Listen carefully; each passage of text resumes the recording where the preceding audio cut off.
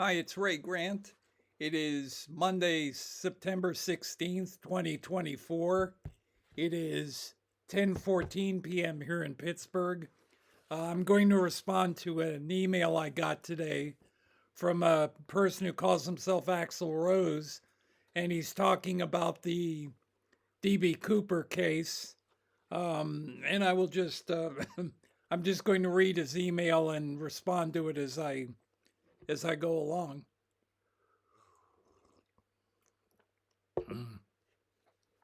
Hi, Ray. Let me start off by saying I have great respect for your research on the Zodiac case. Thank you.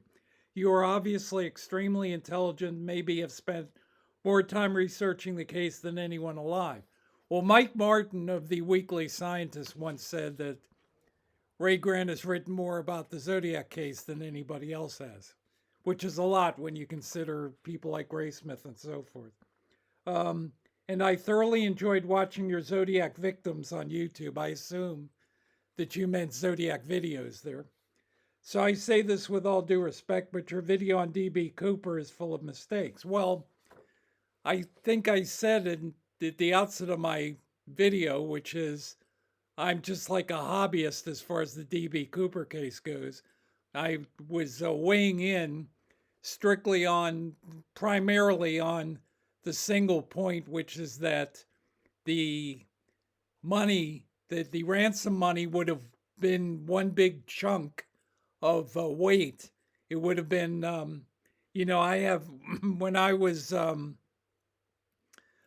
for I was a professional typist before I worked for the Postal Service, and I worked for a hospital back in the 1970s, and we had a guy in the purchasing department who was a competitive bodybuilder. So he got me into doing bodybuilding, and I have a 10 in 1 bench down in my basement. And I have Olympic weights, for example. So I'm familiar with the concept of, 20-pound plates, okay? The ransom money supposedly in the DB Cooper case weighed 19 pounds, okay? And people underestimate how heavy paper is. And particularly if you're in a situation when I rode mountain bike to and from work back in, the last 20 years of my employment with the Postal Service. And people used to ask me if I would ride my mountain bike out to my route. And I would say, well, no, because it's not really practical because paper is heavier than you think it is. So if I, let's say, took 2 or 3 street loops with me, not only would they be, pretty heavy, but they would also, if you're on a mountain bike, people don't realize most of the time you're actually steering the bike with your body. You're not steering it so much with the handlebars. You're leaning your body this way and that. And if you've got like all kinds of like clunky weight in your panniers, in your bike bags, that's going to may create a problem. So, without going too far into the logistics of doing that, I just pointed out that the weight of the bills would have been, 19 pounds may not sound like a lot, but when you're parachuting out of a plane, it is, particularly if it isn't strapped to your body. And there was an episode of Hawaii Five O, I guess back in the late '60s, early '70s, where the featured topic was that Steve McGarrett was concerned about somebody taking money from a bank, and pointed out that a lot of money takes up a lot of space and it's heavy and it's hard to hide and so forth. So there are logistics involved with that amount of money. And that was essentially the point I was making, and why I was saying that there is a very good chance that the money and the skydiver became separated at some point. We also have the $5,800 that was found on a riverbank in 1980, which clearly came loose from the from DB Cooper, and also we have the fact that none of the bills showed up. Okay, so he goes on to say here. First, the reason the money wasn't been found in circulation is very simple. The book featuring the serial numbers was 34 pages long, featuring 10,000 non-sequential serial numbers. Well, then I'm assuming that all the bills were 20s because the ransom was 200,000, and if you divide 200,000 by 10,000, it's 20. So I'm assuming every bill was a 20. No chance that grocery store workers or casino workers or the guy at the local 7-Eleven is checking every $20 bill they received against 10,000 non-sequential serial numbers in a 34-page book, especially no store outside of the Portland, Seattle, Tacoma area. Nobody in Eureka, California, or Boise, Idaho, or even Olympia, Washington was checking bills against the book. And the odds that stores in the suspected drop area, again, some clerk at a grocery store or sporting goods store wasn't checking every $20 bill they received against a list of 10,000 serial numbers that weren't in order, okay? Same thing with banks. Let's say a bank brought in $1,020 bills in a week. They literally have to hire a full-time worker just to check those bills against that book. No banks outside of the immediate area were checking those books against every $20 bill they received. And even the lead detective on the case back then said that no bank was checking the numbers after the first couple months. And the Federal Reserve did not record the serial numbers of bills they destroyed back in the early 70s. I assume he's talking about silver certificates there. Cooper could have lived in Renton, Washington, spent all $200,000, and faced almost no risk of a bill being found. Okay. I don't know what the logistics are of, taking $200,000 and making some sort of traceable notation of those bills such that the bills can later be checked. Okay, I don't know what was done back then. Okay, what I will say is this though. The bills would almost have to have been in some sort of sequential order. Now, maybe all of the bills weren't sequential, but just to, put this thing to a test, I went to my billfold and took out the bills that I have in here. You will note that I have 3 20s. I don't know if that's obvious, and 2 10s. So let's, just for the sake of argument, I'm going to treat the 2 10s as if they were 20s. So I have $80 in cash in my wallet right now, and I wrote down the serial numbers for the bills that I have. Okay, and this is what you get. Okay, now the PA and the PD numbers here are for the $10 bills. Okay, so if you want to make an issue of that, that's fine. I put these serial numbers basically in alphabetical order, going by the lead letters for each serial number. Okay, but what I'm saying is, I find it impossible to believe that the investigators put together a 34-page book and it was all random numbers in no particular order, okay? I don't know how anyone doing that could possibly expect, as you mentioned, people to go through the book and check every number. They wouldn't do that, okay? There would be some sort of sequence involved, whether they put the bills in order originally or whether the bills were in some sort of sequence because they were, fresh from the mint or fresh from a bank's account. I thought that the money was actually from a casino because it was easier to get the money from a casino because casinos are open like 24/7. But in any case, again, I don't see how they would have put together a 34 page book of containing 10,000 serial numbers, and they would all be in some sort of random order. I would assume some sort of sequence was involved. And if you're telling me they weren't, then that doesn't make any sense. Okay? Do you see what I'm saying here? So as far as sequencing the bills, I don't know how that would be done on such short notice, and realizing that you've got a guy with a bomb that you're trying to pacify. Okay. Also keep in mind that in 1971, I was a professional typist back in the pre-computer days when people didn't have laptops and there were no such thing even as desktop computers back in the early 1970s. But Ray Grant was a professional typist at that time. I was actually the fastest male typist that I knew of. All the people who were faster than I was were like executive secretaries who were all at that time back then were all females. But and I'm talking about the people that I actually worked with at the hospital.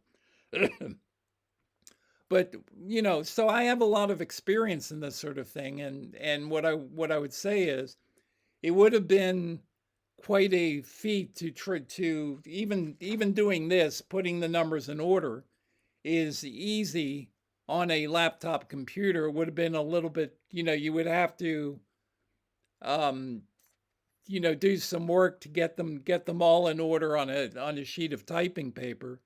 And there's no editing on, you can very easily edit things on a computer screen. It's on a typewriter.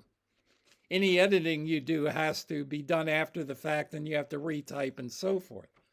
So again, I don't know I haven't seen the book that you're talking about. I don't know what the process would have to be.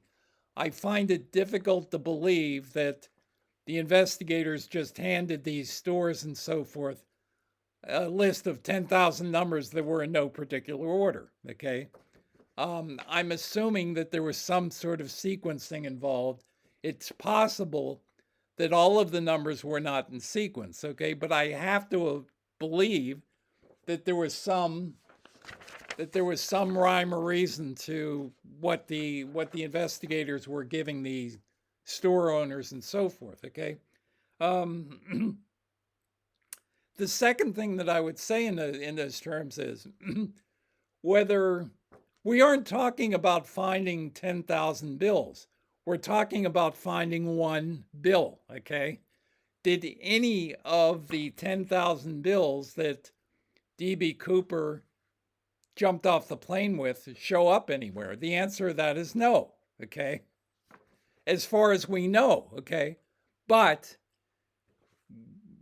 would it not be reasonable to assume that somewhere along the line that people in the Tacoma area, when they got a 20 somewhere, they just went went to the bank and went to the ATM, and they were interested in the DB Cooper case, okay, like yourself, and at some point, wouldn't you think one of those bills would show up? Okay.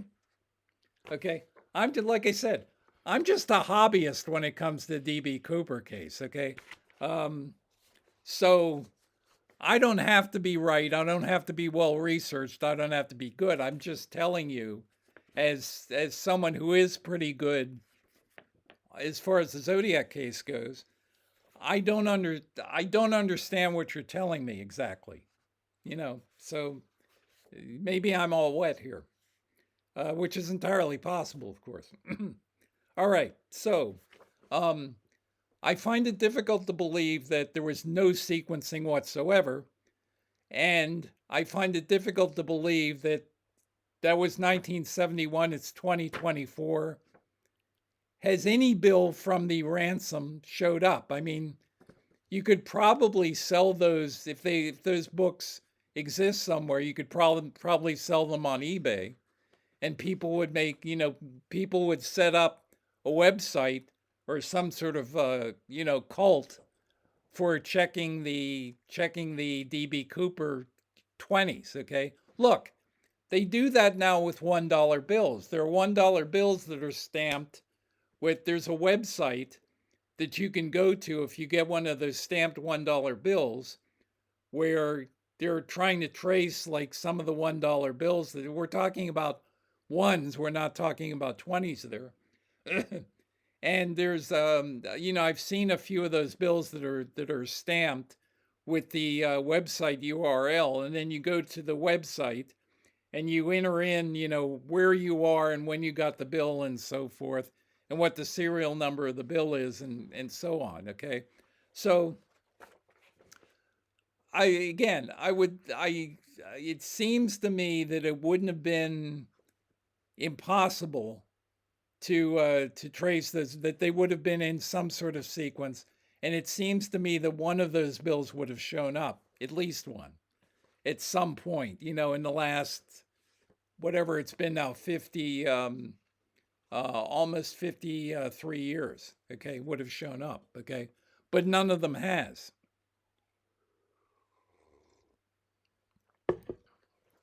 Let's move on, shall we?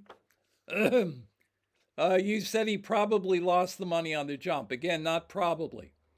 Cooper spent an hour cutting cords and creating a security system to assure the bag of money would stay attached to his body.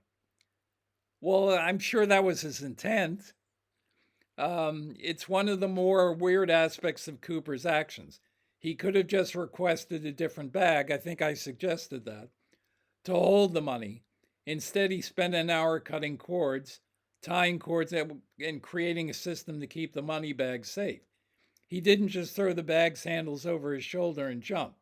He spent over an hour on a design to prevent it from flying off his body. Yes, but then what did he do next?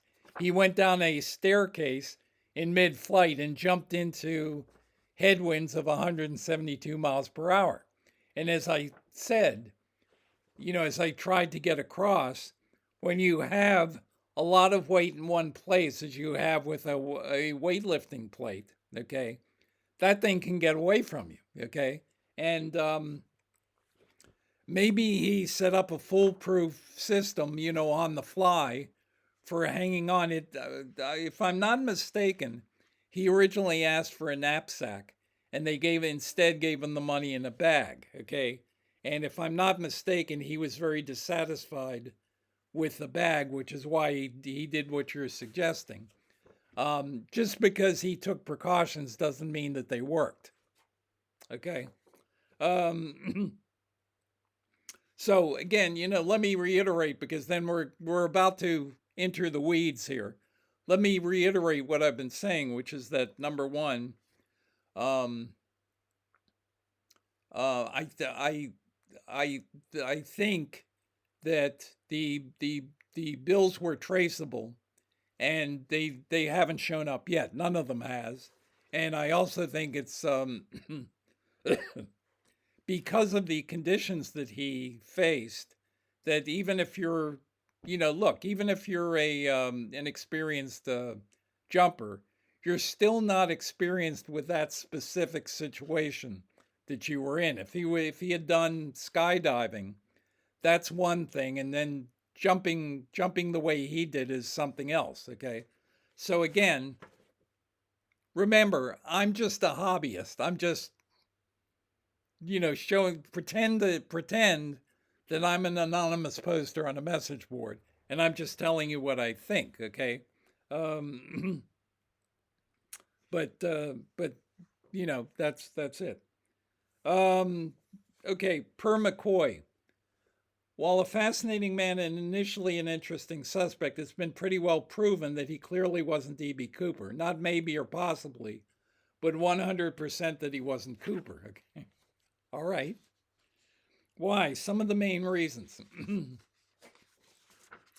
Multiple pictures and videos of McCoy were shown to the 10 people that got a good look at Cooper, and all 10 said there was no chance it was McCoy. This includes the guy who sold the airplane ticket to Cooper. All 3 flight attendants who saw Cooper up close and personal when he didn't have his sunglasses on, including the one attendant who literally sat beside and talked with Cooper for a couple of hours. An eyewitness is wrong? Sure. 2, maybe, but 10 of them, including somebody who sat a foot away from Cooper for a couple hours?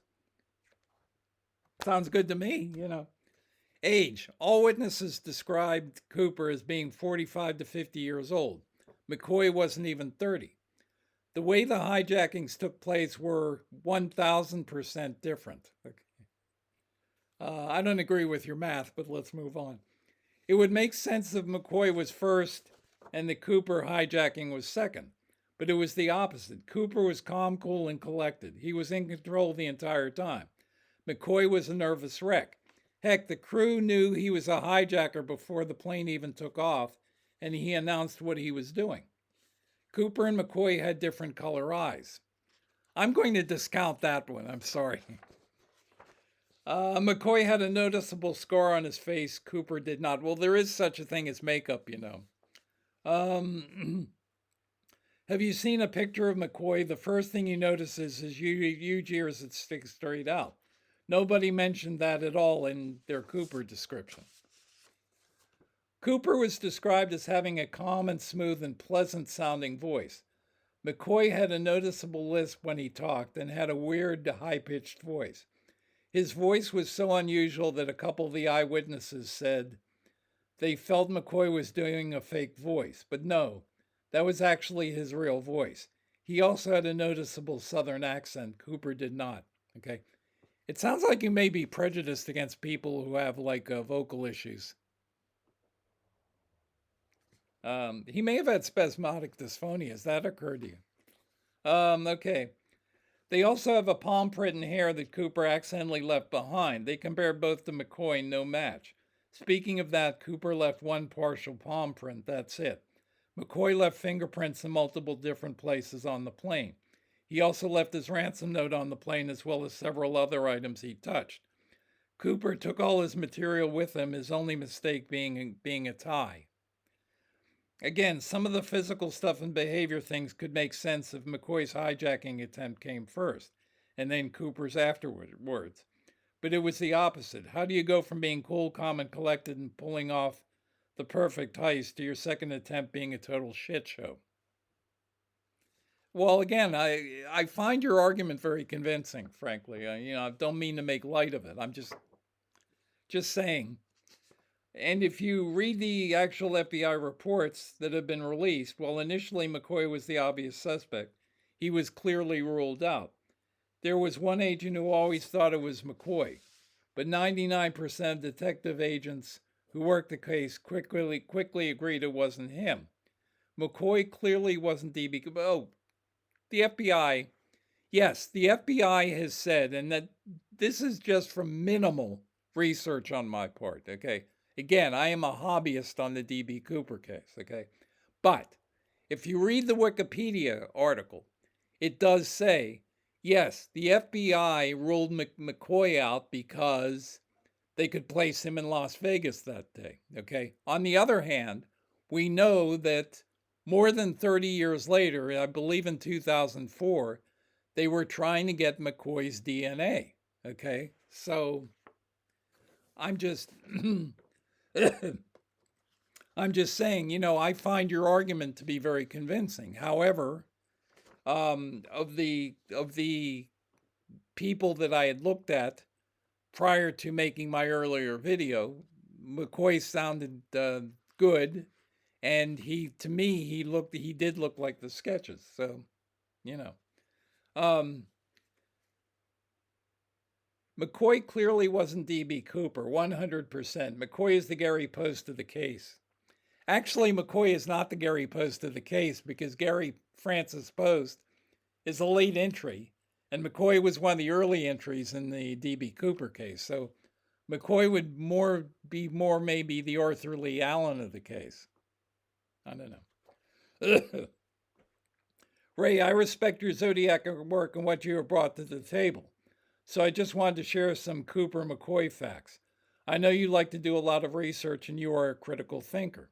Once you do some research into the case, you will clearly see that it's very obvious that McCoy wasn't Cooper. He isn't even a top 50 suspect. Well, I think that's stretching it. You will clearly see that it's obvious that McCoy wasn't Cooper. Here's the thing. The only reason we're even discussing the D.B. Cooper case is that he jumped out of a plane and he was never heard from again. Okay. There isn't, you don't see websites and books about Richard McCoy unless they're saying that he's D.B. Cooper. Because even though McCoy's life was very interesting, this is a guy who had multiple medals in the Vietnam War. Okay. And he was one of the good, not just one of the good guys. I mean, he had just a tremendous resume leading up to the point where he did his own hijacking in April of 1972. So one of the questions that you have to ask about McCoy is, who was this guy exactly? How do you go from being, a highly decorated veteran, okay, and someone who's got all kinds of skills? He was a pilot. He did skyjacking, and and then McCoy, after he was convicted of the April 72 hijacking, then he ends up in prison, and he breaks out of prison, and he ends up in a shootout with the FBI, and he gets killed. But you would think that people would be perhaps more interested in Richard McCoy than they would be in D.B. Cooper, okay? But they're more interested in D.B. Cooper because D.B. Cooper is a big question mark, okay? And frankly, that's one of the reasons people are interested in the Zodiac case, because the Zodiac is a big. Now, there are other reasons, the ciphers, for example, but it's the same old thing. It's Jack the Ripper. Jack the Ripper only killed 5 people. If the canonical Ripper crimes are to be included in his in what he did, okay? But the fact that nobody knows who Jack the Ripper was, so what has it been now? 136 years since, almost.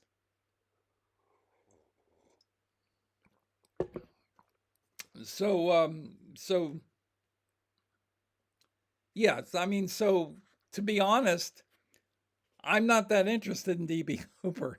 The only reason I commented on DB Cooper is that Ned DeHaan was doing a series on him, and I had the bit about my riding a bike, and also handling weight, over many years handling lots of weightlifting equipment, and so forth. And by the way, a lot of people, when I mentioned that the fact that I own weightlifting equipment, and they say, well, you don't particularly look like a bodybuilder. Well, when I was in high school, I wore like a size 14 shirt, and when I worked at the hospital, the guy who was a professional bodybuilder said, you could build yourself up to be, to look, I don't know, more manly or what have you.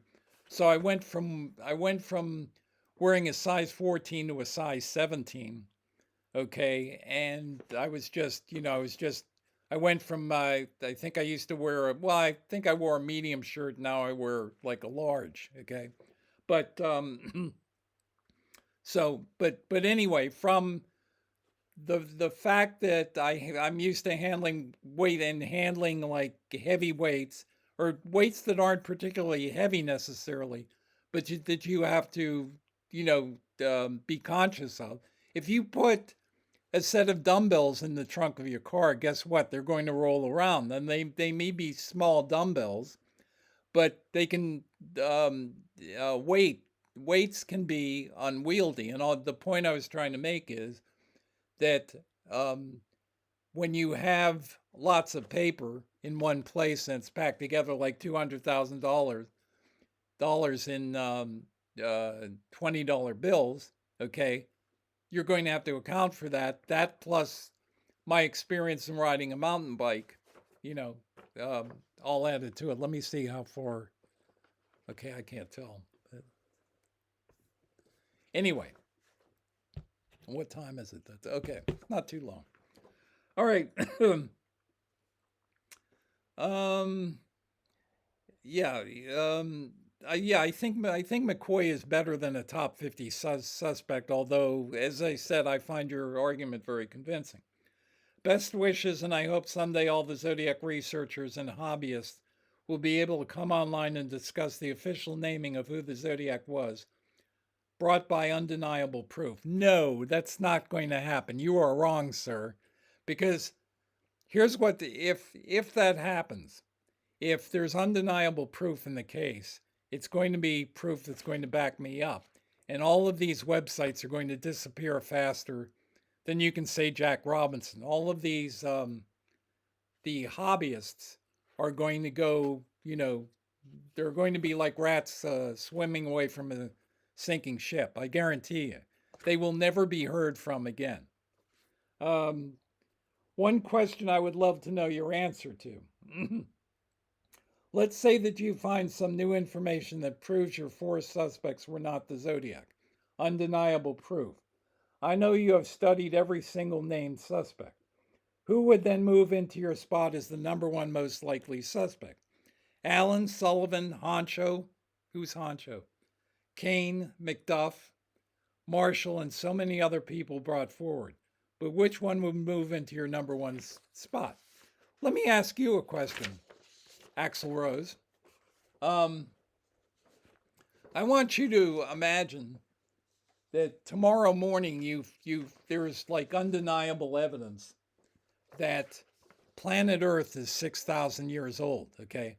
And then we can go to various creationists and we go, Dwayne Gish, he's not alive anymore, but if he were alive, we could go to Dwayne Gish and say, hey, Dwayne, you were right.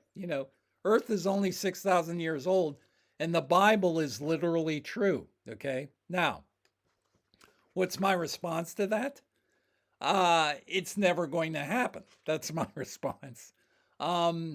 Unless everything that I know about astronomy and evolution and all that other stuff. Look, if you go down to Bob Jones University and you try to teach the people evolution, okay, and you bring let me see if I can. There we go. You bring an argument with you. It's not going to matter how good your argument is because they're never going to believe that the Earth isn't 6,000 years old and Genesis isn't a literal account. Okay, what would I do if there's undeniable proof of that? I'm sorry, there's undeniable proof that that's not true. Okay, so it would be kind of pointless for me to wonder, hey, what am I going to do if these people, it's kind of like, what was that series Left Behind where all of these Bible thumpers end up going straight to heaven and the rest of us are left behind. Okay, well, it's that's not even science fiction. It's pseudo science fiction. It's pure fantasy. Okay, it's not real, and that's what I would say about the Zodiac Killer case. Okay, Axl Rose, let me explain something to you. The Zodiac Killer case was a conceptual art project which was created and executed by four people. Okay, that's what it was. Not only do I believe that, it's what the evidence says. Okay, by the way, if you go to Ned DeHaan's channel, or you go to who else is up and running now, Ross Geraci, or you go to Richard Grinnell's website, or you go on one of the message boards and you look up Kregel, okay, and just ask them, what do you think happened during the Zodiac case? In other words, what is your case theory? Okay. The problem is they don't have one. They can't tell you what happened. Okay. Richard Grinnell, who I supported long before all these Johnny come latelys came around. I was supporting Grinnell's channel back in 2015, 2016 when he was starting to get underway. Okay. I was contributing to it, and he was talking about my book and so forth, and I had sent him copies. And but the point is, none of those people has anything remotely resembling case theory. Okay, and a case theory is a circumstantial framework for forensics. If you have forensics, here's the circumstances that allow for forensics to be plugged in. None of those, whatever you want to call them, theorists or experts, none of those experts has anything like that. The only person who gives you case theory is me, okay? And if you do case theory on the Zodiac case, particularly on Riverside and Lake Herman Road, it does away with the single Zodiac theory, okay? And we just had, I'm going to cover this in a different video, but we just had the deal with the three loose leaf letters. There are still people who believe that the loose leaf letters were sent by this guy who sent the police. He did not come forward. He sent an anonymous letter to the police in 2016, figuring he's never going to get caught. And in 2018, when the Golden State Killer got caught by genetic genealogy, they started to apply that technique to other cases. And they applied it to the 2016 letter writer, and they caught him, okay? And Riverside PD, puts out a press release that that is very ambiguous. There is no reasonable argument that can be made that backs up that this guy wrote the 1967 letters. I'm sorry, okay, but you still have people making that argument, and it's never going to stop. What I have here, and what I would suggest that you do, okay, if you're interested in following up on this. Now, you wrote probably the best email I've ever gotten in all the time that I've, of course, in 1985 when I started, there was no such thing as email, okay?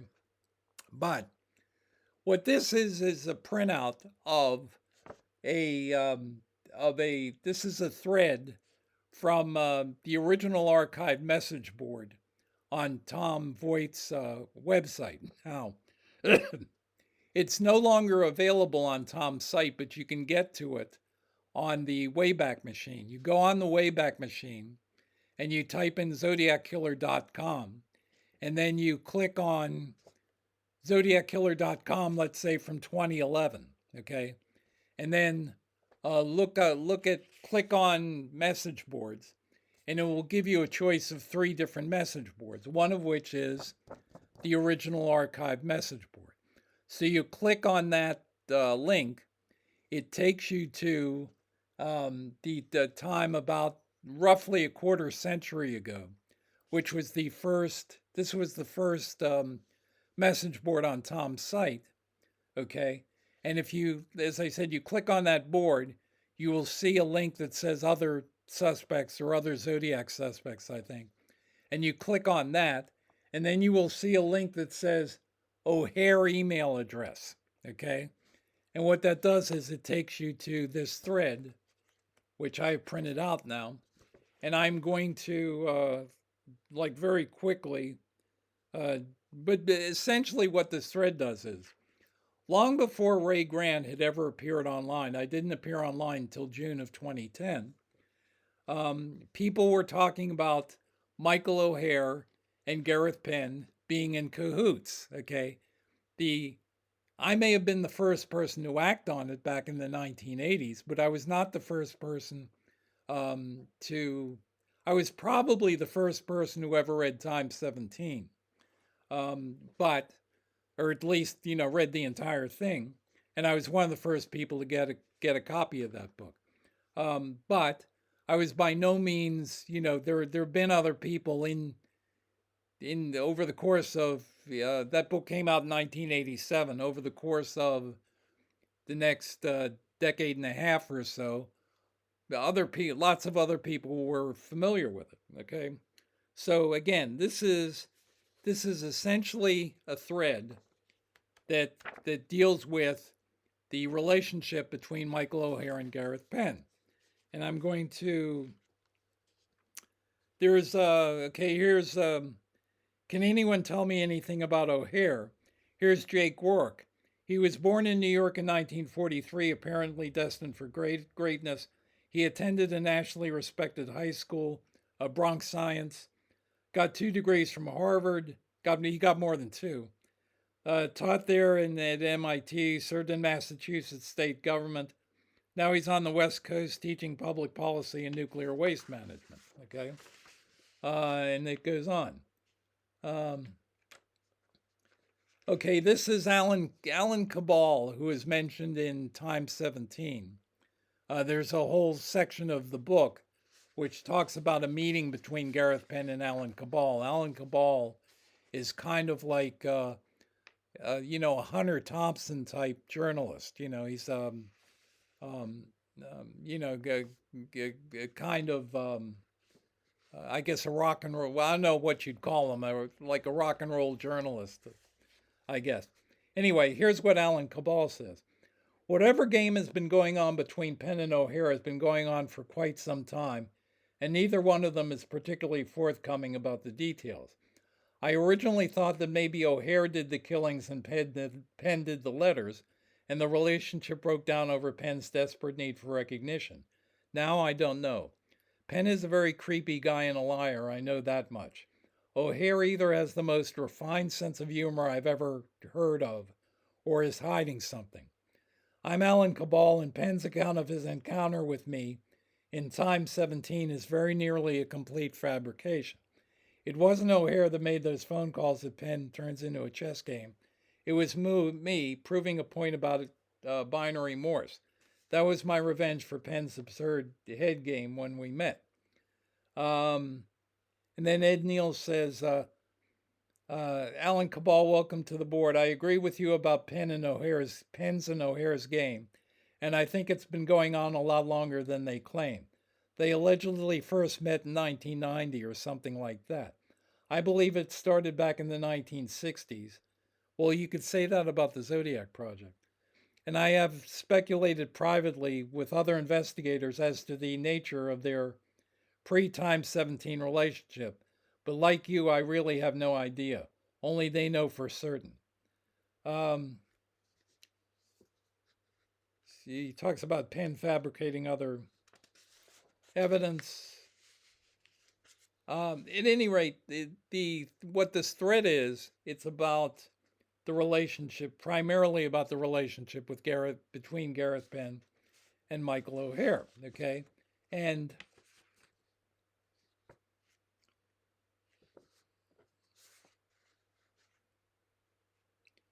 Ed Neal says, okay, I think there's far more to their relationship than meets the eye. Neither is willing to admit that they have known each other before circa 1990 when they allegedly first met. Whatever game they're playing, I think it's been going on for a very long time, possibly since the mid-1960s. Jake Rourke asks about the alleged first meeting. He says he just has a hunch.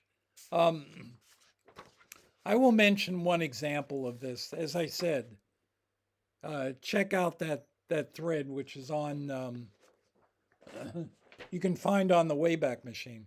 I will give you one example of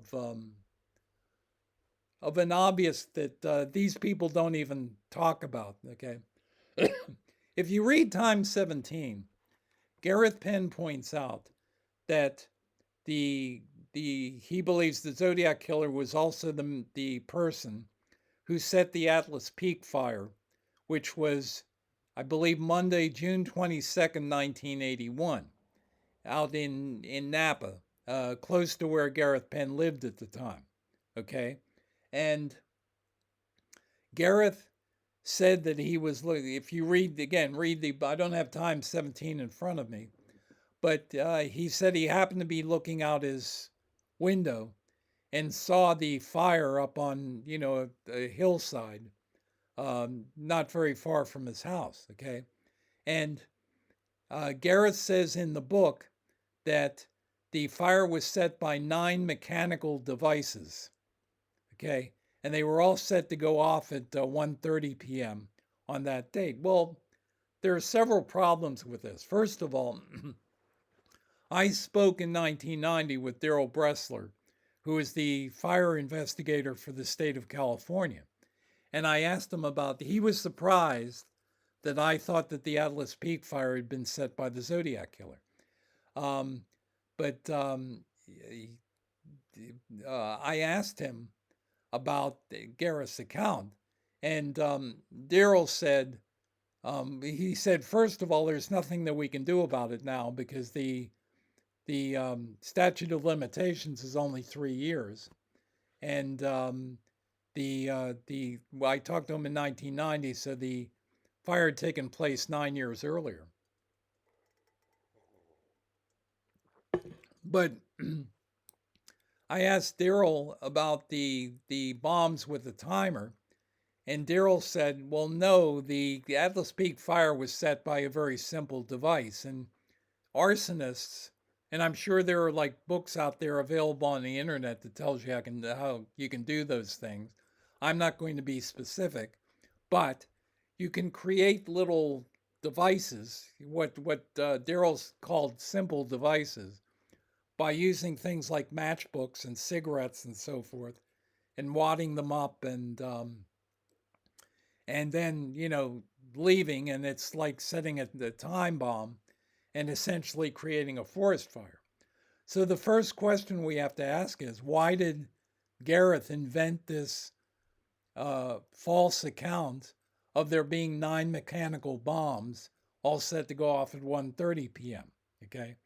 The second problem with this is that if Gareth believed immediately, and remember, Gareth had been to the FBI multiple times by June of 1981. He had started going to FBI offices in late 1980.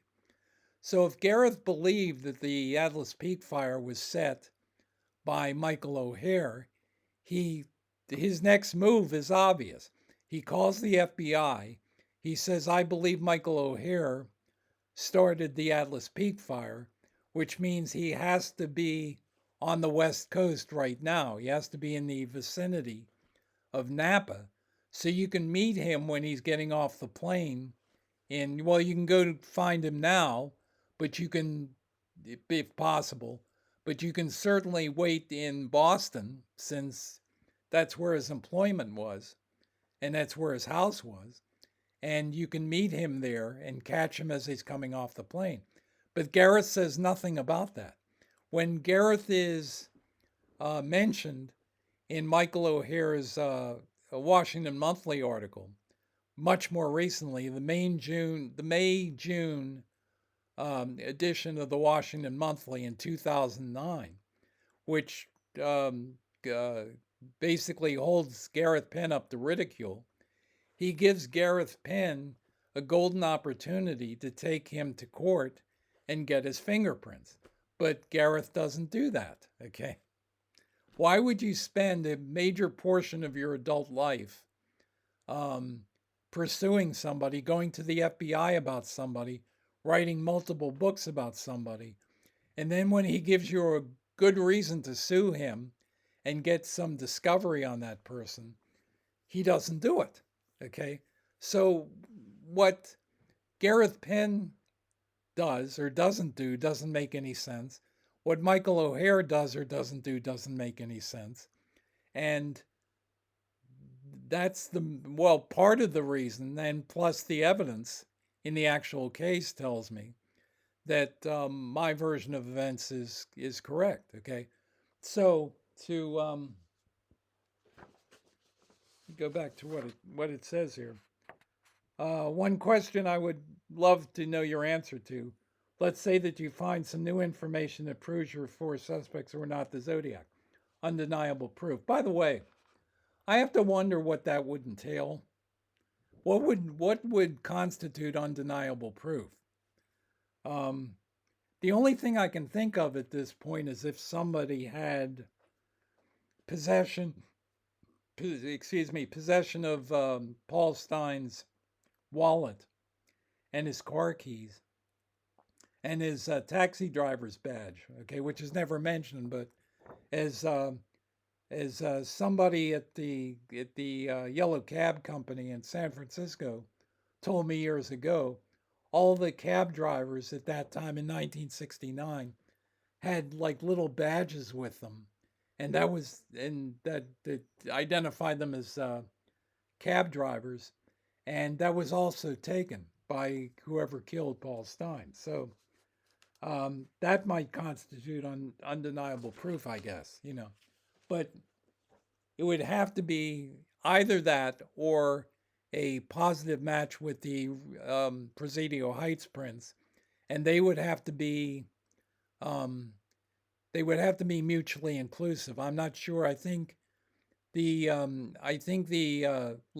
prints in Presidio Heights were eight points on two fingers, which would be subject to an expert opinion. At least that's what Robert Graysmith says. But if someone who has been a notorious suspect, like Michael O'Hare, was suddenly found to have prints that were mutually inclusive with those latents, then that would certainly go a long way towards pointing to him as the actual killer, or it would include him in a relatively small group of people. But no, I wouldn't have gone to all this trouble if there was a scintilla of doubt in my mind. So I mean, the answer to your question is, I am never going to believe the planet Earth is only 6,000 years old, and I am never going to believe that the Zodiac killer wasn't the four people that I mentioned. And again, for the reasons that I say, for the evidence and for this sort of thing where you have, Michael O'Hare is a very intelligent person, and he is a very proactive,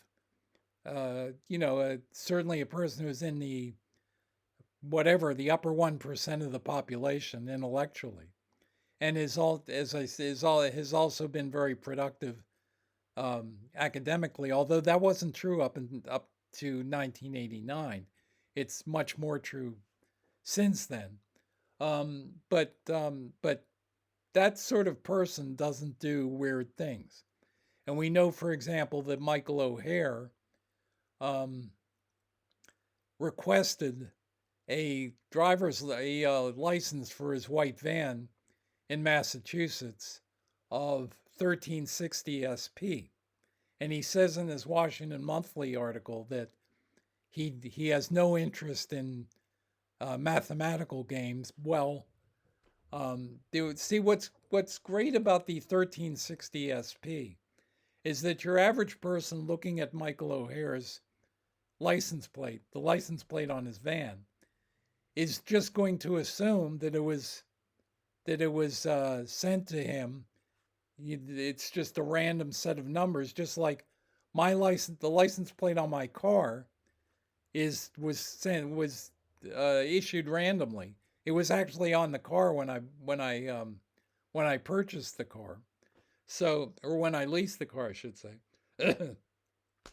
But again, we know that O'Hare's 1360 SP was it's a vanity plate.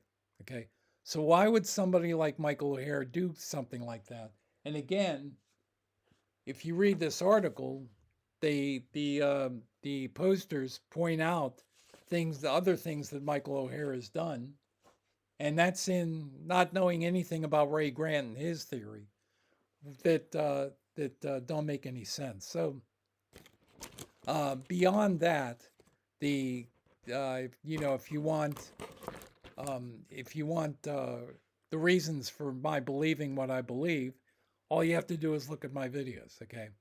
So anyway, um, like I said, that's the best email that I've received, and it also allows me to talk a little bit about the DB Cooper case. So, and uh,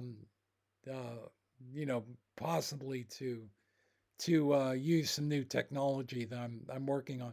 I'm actually trying to make my videos better. So we'll see if that works. Anyway, that's it. That's it for now. And I may do a video shortly or not. I don't know. But in any case, I will talk to you soon.